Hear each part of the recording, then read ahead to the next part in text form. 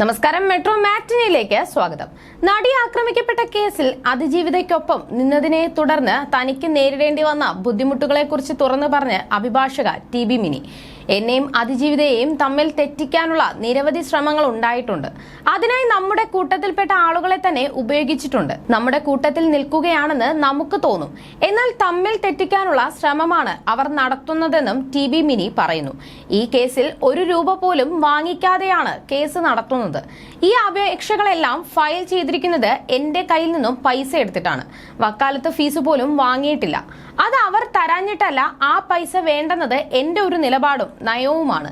ഇതുപോലെ പീഡനം നേരിട്ട ഒരാളോട് ഈ സമൂഹത്തിന് കൊടുക്കാൻ കഴിയുന്ന ഒരു ബഹുമാനമാണത്. ഈ കേസ് നടത്താൻ അവർ ₹1 പോലും ചിലവഴിക്കുന്നതിനോട് എനിക്ക് യോജിപ്പില്ല.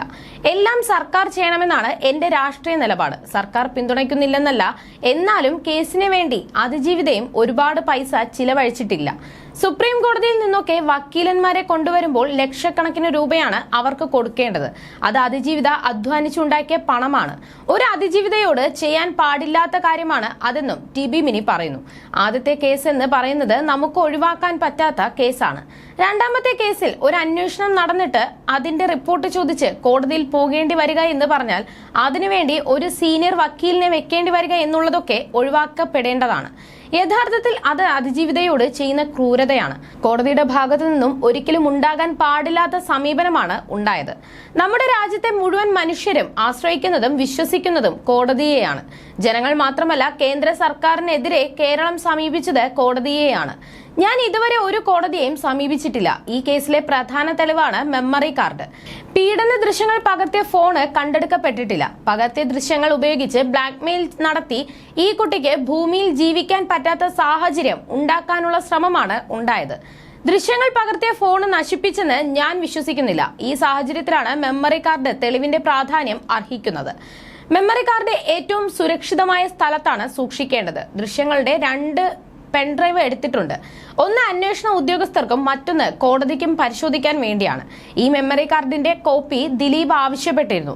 കോടതി അതിന് തയ്യാറായില്ലെങ്കിലും ദിലീപിന് തെളിവ് കാണാനുള്ള അവകാശം ഉണ്ടെന്ന് വ്യക്തമായിരുന്നുവെന്നും TB മിനി പറയുന്നു. തുടർന്ന് നടത്തിയ പരിശോധനയിലാണ് മെമ്മറി കാർഡിന്റെ ഹാഷ് വാല്യൂ മാറിയതായി വിദഗ്ധർ കണ്ടുപിടിക്കുന്നത്. അതായത് വേറെ ആരോ അത് നിയമപരമല്ലാതെ ഉപയോഗിച്ചിരിക്കുന്നു. മെമ്മറി കാർഡ് ഏതെങ്കിലും ഫോണിലും മറ്റുമിട്ട് ഓപ്പൺ ചെയ്യുമ്പോൾ മാത്രമാണ് ഹാഷ് വാല്യൂ മാറുന്നത്. എന്നാൽ മെമ്മറി കാർഡ് ഇട്ട് ഓപ്പൺ ചെയ്യാതെ വേറെ എങ്ങോട്ടെങ്കിലും ട്രാൻസ്ഫർ ചെയ്താൽ ഹാഷ് വാല്യൂ മാറില്ല. അതാണ് ഇതിലെ അപകടം. ഇത് സംബന്ധിച്ച വിവാദം നടക്കുമ്പോഴാണ് താജുദ്ദീൻ ഈ മെമ്മറി കാർഡ് ഓപ്പൺ ചെയ്തത്. ഏതെങ്കിലും ഒരു ക്ലർക്കിന് ഈ തെളിവ് കാണാനുള്ള അവകാശമില്ല.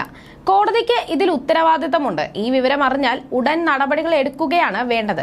എന്നാൽ ഇത് മറച്ചുവെക്കാനുള്ള നീക്കമാണ് ഉണ്ടായതെന്നും TB മിനി വ്യക്തമാക്കുന്നു.